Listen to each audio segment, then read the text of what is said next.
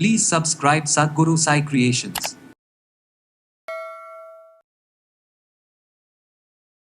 Sir என்னென்னமோ பண்ணி பார்த்துட்டேன், ஸ்கேன்லாம் பண்ணி பார்த்துட்டேன் சார். இந்த பிரெயினில் ஆக்சிஜன் போகலைன்னா இந்த ஏர்லாக் போய் உட்காந்துருக்கும். அப்போ ஸ்கேன் பண்ணால் காற்று ஸ்கேன் பண்ண முடியுமா? என்றைக்குமே வாயு பிரச்சனையை நம்ம ஆரம்பத்திலேயே சரி பண்ணிடணும். அதை பெருசுப்படுத்தினீங்கனாக்கா நிம்மதியாக தூங்க முடியாது, நிம்மதியாக சாப்பிட முடியாது. இது பல பிரச்சனைகளை உருவாக்கும் இமீடியட்டாக. அப்போ கேஸ்ட்ரிக்கை சாதாரணமாக நினச்சிக்கூடாது. எனக்கு கேஸ்ட்ரிக் பிரச்சனை தான் சார், எனக்கு ஹார்ட் நல்லா தான். கேஸ்ட்ரிக் பிரச்சனை கொழுப்பை கூட மூவ் பண்ணிடலாம், கேஸோட லாக்கை பண்ணவே முடியாது. தொடர்ந்து ஒரு 5-6 நாள் சாப்பிடுங்க, உங்களுக்கு கேஸ்ட்ரிக் பிரச்சனை இருக்காது, செரிமான பிரச்சனை இருக்காது, டைஜஷன் பிரச்சனை இருக்காது, கான்ஸ்டிபேஷன் இருக்காது, உங்களுக்கு வாய்வு தொல்லையும் இருக்காது. குடலை சுத்தம் செய்யும், உடலை சுத்தம் செய்யும், கேஸ்ட்ரிக்கை பேலன்ஸ் பண்ணும், வாதம் பித்தம் கபத்தை பேலன்ஸ் பண்ணும். அதனால் கேஸ்ட்ரிக் இருக்காது. பானா சரியாக இருந்தால் வாயு சரியாக இருக்கும், வாயு சரியாக இருந்தால் உங்கள் இதயம் சரியாக இருக்கும், இதயம் சரியாக இருந்தால் லங்ஸ் சூப்பராக இருக்கும், லங்ஸ் சூப்பராக இருந்தால் லிவர் நல்லா இருக்கும். ஆக ராஜ உறுப்புலேருந்து கனெக்ட் ஆகும். ராஜ உறுப்பான இன்ஜின்கள் எல்லாம் சுத்தம் பண்ணக்கூடிய சக்தி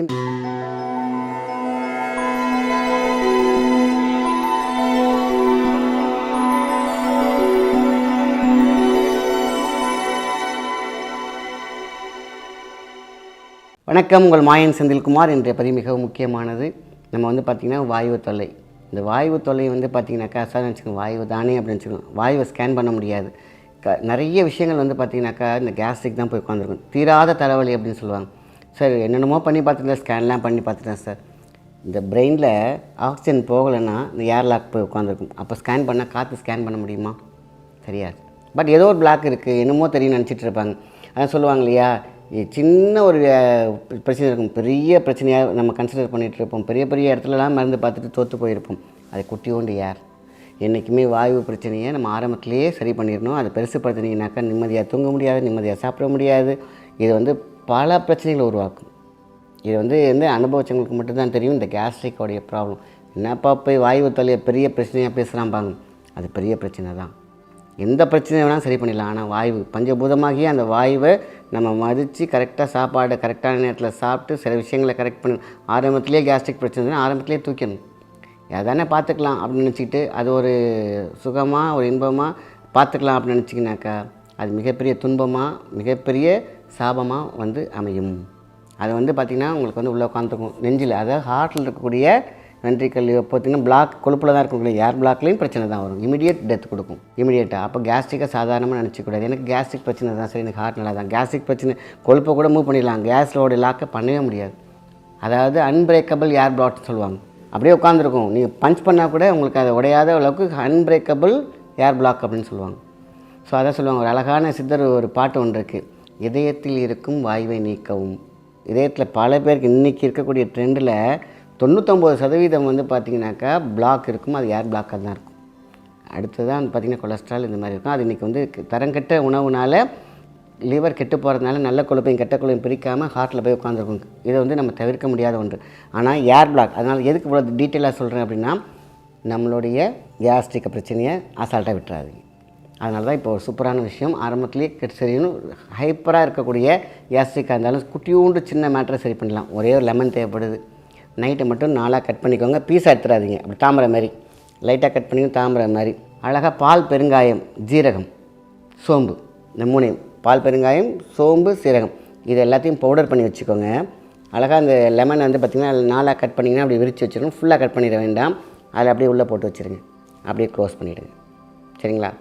ஸோ தேவைப்பட்ட இந்த உப்பு மிக்ஸ் பண்ணிக்கலாம் கொஞ்சோண்டு ஒரு டேஸ்ட்டுக்கு. இப்போ க்ளோஸ் பண்ணிவிட்டு நைட்டு ஃபுல்லாக என்ன பண்ணுறீங்க வச்சுருங்க ஒரு இடத்துல. காலையில் ஏந்திரிச்ச உடனே ஒரு டம்ளரில் அப்படியே புழிஞ்சு அப்படியே சாப்பிட்ருங்க.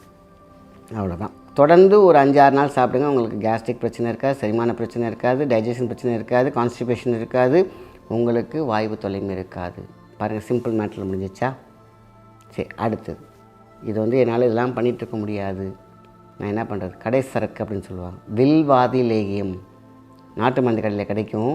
இந்த வில்வாதி லேகியம், இந்த அப்படிங்கிறது சாதாரண விஷயம். வில்வாதி லேகியம் ரெண்டும் ஒன்று தான். இது மிகப்பெரிய சூப்பர் டூப்பர். வயிற்றில் இருக்கக்கூடிய செரிமானம் பிரச்சனைலாம் இருக்காது, கேஸ்ட்ரிக் பிரச்சனை இருக்காது. சாப்பிட்ட உடனே ஒரு ஸ்பூன் சாப்பிட்டுட்டு படுங்க. தொடர்ந்து ஒரு 15 நாள் எடுத்து பாருங்கள், கேஸ்ட்ரிக் பிரச்சனை இருக்காது, வாயு தொல்லை இருக்காது. ஏன்னா இந்த வில்வாதி லேகியம் குடலை சுத்தம் செய்யும், உடலை சுத்தம் செய்யும், கேஸ்ட்ரிக்கை பேலன்ஸ் பண்ணும், வாதம் பித்தம் கபத்தை பேலன்ஸ் பண்ணும். அதனால் கேஸ்ட்ரிக் இருக்காது. என்றைக்கு பித்தம் கூட வருதோ அப்போ ஆட்டோமேட்டிக்காக கேஸ்ட்ரிக் வந்துடும். எப்போ வாதம் கூட இருக்கோ அப்போ கேஸ்ட்ரிக் வந்துடும். எப்போ வாதம் பித்தம் கபமும் சேருதோ அப்போ மனுஷனோட வாழ்க்கை எங்கே உட்காருது. அதான் சொன்னால் கேஸ்ட்ரிக்கை சாதாரணமாக விடக்கூடாது. அது எங்கேருந்துன்னா அடித்தளத்தையே ஆட்டி படைக்கும். எல்லாமே பேலன்ஸாக இருக்கணும். வாதம் பேலன்ஸாக இருக்கணும், கபம் பேலன்ஸாக இருக்கணும், பித்தம் பேலன்ஸாக இருக்கணும். பேலன்ஸாக இருந்தால் வாழ்க்கை நல்லாயிருக்கும். இப்போது கேஸ்ட்ரிக் அதாவது வாதம் பித்தம் கபம் வாதத்துக்குள்ளார வந்துச்சுன்னா உடம்புல என்னாகும், சோர்ந்து போகும், நரம்பு சுருங்க ஆரம்பிக்கும். அப்போ ரத்த ஓட்டம் என்னாகும், தடைப்படும், அங்கே சிங்க் ஆகும், அங்கே கிளாட் ஆகும். அப்போ கிளாட் ஏற்படுது இல்லையா. அப்போ பாருங்கள் கேஸ்ட்ரிக்கு எங்கே சுற்றி எங்கே ஆபத்தை நிறுத்துது, அதான் ஆரம்பத்திலே நிறுத்திடும். ஸோ காலையில் எழுந்திரிச்சோடனே வெறும் வயிற்றில் இந்த lemon process super duper result. அடுத்தது வில்வாதி லேகியம் நைட்டு, இதை மட்டும் அழகாக ஒரு 15 days எடுத்துகிட்டு வாங்க. வாயு தொல்லை இருக்காது. அதேமாரி நெஞ்சில் அடைச்ச மாதிரி இருக்கும் பார்த்தீங்களா, இந்த உணவு குழாயில் இங்கே இருக்கும் அபான வாயு பிரச்சனை, அபானா அப்படி இருக்குது பார்த்தீங்கன்னா, அதை கிளியர் பண்ணி கொடுத்துரும் இந்த வில்வாதி லேகியம். அபானா சரியாக இருந்தால் வாயு சரியாக இருக்கும், வாயு சரியாக இருந்தால் உங்கள் இதயம் சரியாக இருக்கும், இதயம் சரியாக இருந்தால் லங்ஸு சூப்பராக இருக்கும், லங்ஸ் சூப்பராக இருந்தால் லிவர் நல்லா இருக்கும். ஆக ராஜ உறுப்புலேருந்து கனெக்ட் ஆகும். ராஜ உறுப்பான இன்ஜின்கள் எல்லாம் சுத்தம் பண்ணக்கூடிய சக்தி இந்த வில்வாதி லேகத்தை உண்டு. அப்போ நான் வில்வாதி லேகத்தை மட்டும் எடுத்துக்கிறேன் சார், இந்த லெமன்லாம் செய்கிறது கஷ்டம். இது செஞ்சிங்கன்னா நான் ரொம்ப சூப்பராக இருக்கும். ஏன்னா இதை எடுத்துக்கிட்டே இருந்தீங்கன்னாக்கா ஃபஸ்ட்டு கிளென்சர், பழைய அடைப்புகள் பழைய கழிவுகள்லாம் சரியாயிடும். ஸோ அங்கே பித்தம் சரியாகும். இந்த லெமனில் இருக்கக்கூடிய ப்ராசஸ் பித்தம் சரியாகும், வாதம் நம்ம வில்வாதி லேகத்தில் சரியாகும். ஆக ரெண்டையுமே சேர்த்து எடுத்து வந்தீங்கன்னா அந்த சூப்பராக உங்களுடைய கேஸ்ட்ரிக் சரியாகும். ஸோ இதுவே பெரிய விஷயந்தான். அதனால் நீங்கள் இதை மட்டும் செய்தாலே வாதத்தில் இருக்கக்கூடிய பிரச்சனை, கபத்தில் இருக்கக்கூடிய பித்தம்லாம் பேலன்ஸுக்கு வந்துட்டாலே போதும், நாடி சரியாகுது. 72,000 நாடி. அடுத்தது நம்மளுடைய தொப்புள். தேங்காய் எண்ணெய் போடுங்க, கேஸ்ட்ரிக் காணாமல் போயிடும். தொப்புளில் நைட்டு படுக்க போகும்போது தேங்காய் எண்ணெய் படுக்கும்போது அதில் என்ன பண்ணுனாக்கா அங்கே இருக்கக்கூடிய சர்க்கிள் 1 2 3 1 2 3 இதான் மூச்சு. நம்ம 2 லெஃப்ட்டு ரைட்டு சொல்கிறாங்க இல்லையா, வடகலை தென்காலையில் இருக்கக்கூடிய மூச்சு சுவாசம் எங்கே சுழற்சி ஆகுது, தொப்புள். உங்களுடைய பிறப்பின் வழியாக இருக்கக்கூடிய அந்த தொப்புள் கொடி ரகசியம் இருக்கே 72,000 அங்கே தான் சிங்க் ஆகிருக்கு, டிஷான்ட்னா மாதிரி. ஸோ அப்போது தேங்காய் எண்ணெய் போடும் பொழுது அங்கே இருக்கக்கூடிய ஹீட்டு, அங்கே இருக்கக்கூடிய வாதம் பித்தம் கபம் பேலன்ஸ் பண்ணி அதுக்கான ரூட்டை கிளீன்ஸ் பண்ணும்பொழுது ஆட்டோமேட்டிக்காக கேஸ்ட்ரிக் காணாமல் போய்டும். ஸோ இந்த 3 மட்டும் சரியாக ஒரு மனிதன் செய்தார் அப்படின்னா 100 ஆண்டுகள் வாழலாம், நல்ல சக்தி கிடைக்கும், உங்களுக்கு டைஜஷன் இருக்கும். ஒரு மனிதனுக்கு டைஜஷன் சரியாக இருந்தால் அத்தனையும் நன்றாக இருக்கும். ஆக மொத்தத்தில் இது ரொம்ப முக்கியம். இது 3 மட்டும் செஞ்சாலே போதுமான விஷயம். அற்புதமான வாழ்க்கை, கேஸ்ட்ரிக் இல்லாமல் பிரச்சனை இல்லாமல் நல்ல தூக்கத்தோடு நல்ல ஆரோக்கியத்தோடு வாழலாம். நல்ல விஷயத்தை மற்றவங்க ஷேர் பண்ணுங்கள். நன்றி, வணக்கம்.